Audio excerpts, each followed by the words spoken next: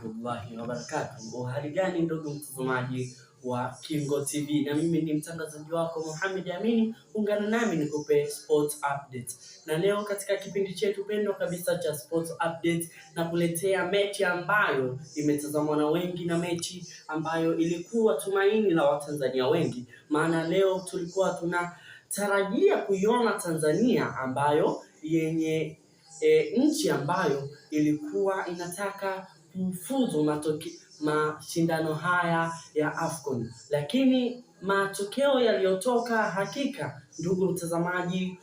ama mfuatiliaji wa michezo, umejionea dhahir shahir kwamba Tanzania ni timu ambayo yenye kukuletea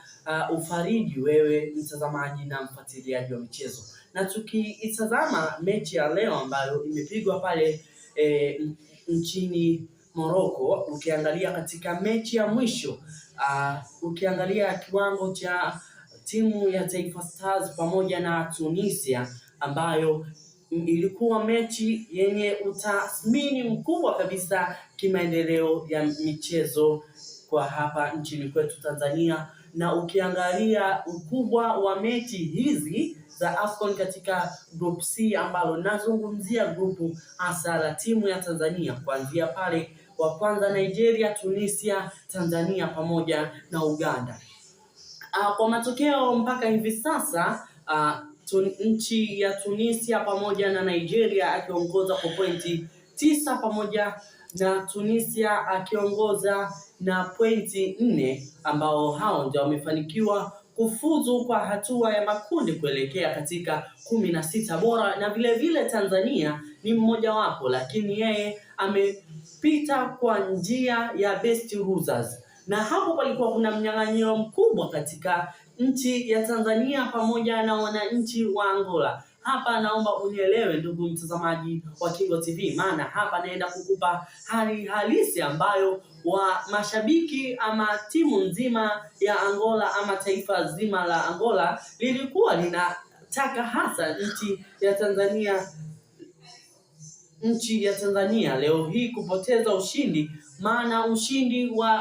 wa Tanzania kutoka draw ni hasara kubwa kwa nchi ya Angola. Kwa maana hiyo, yani kwamba nchi ya Tanzania ilikuwa ina point moja, ambapo angepata point nyingine, ambapo angekuwa na point 2, basi angeweza kuidondosha nchi ya Angola. Na basi Tanzania imeweza kuhakikisha hilo, na ningependa nikupitishe kwenye magoli ambao yamefungwa, na magoli hayo si mengine, ni magoli mawili ambao goli moja limefungwa kwa upande wa Tunisia na kipindi cha kwanza kuelekea mbioni mapumziko kabisa, na goli la pili akimalizia pale Fei Toto katika upande wa timu ya Tanzania, ambalo goli hilo liliwezwa kufungwa na mchezaji Fei Toto katika dakika ya 73, na kupitisha katika goli la kwanza, ambalo goli hilo chanzo chenyewe ilikuwa faulo ambayo ilisababishwa katika dakika ya 39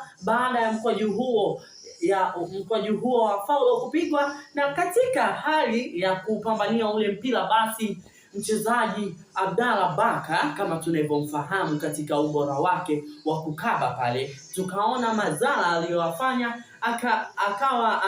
amemkaba, lakini katika ukabaji wake alitumia mikono, na baada ya hapo referee akaamua kwenda katika swala zima la uangalizi wa VAR. Baada ya hapo video assistant referee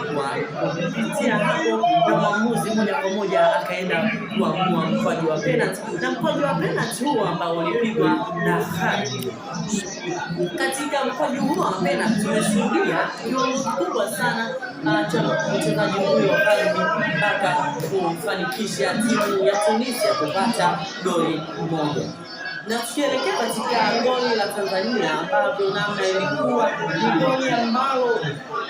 ukilitathmini utasema kweli hii ni Tanzania yenye viwango vikubwa, na hasa unapozungumzia mchezaji Faisal Salum Fei Toto, Toto wa Zanzibar pale, ni goli nzuri nao alishinda, na miongoni mwa mabao bora kabisa naweza kusema kwa msimu huu wa AFCON 2025 kuwa imetokea, basi hili ni goli mmoja wapo.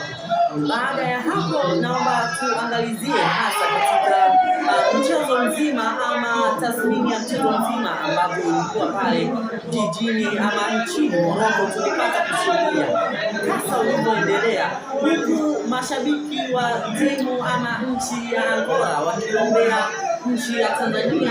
ifungwe vikali hasa ili wasipate kupita katika hatua ya 16 bora. Na hivi sasa ninakwambia tuendelee kuifuatilia nchi ya Tanzania na mashindano haya ya AFCON. Hakika tunaona ushindani mkubwa ambapo ni katika taifa haya ambayo yanashiriki katika michezo hii. Usiache kufuatilia chaneli ya kupendwa kabisa ya Kingo TV, na mimi ni mtangazaji wako Mohamed Amini. Usikose kusubscribe, like pamoja na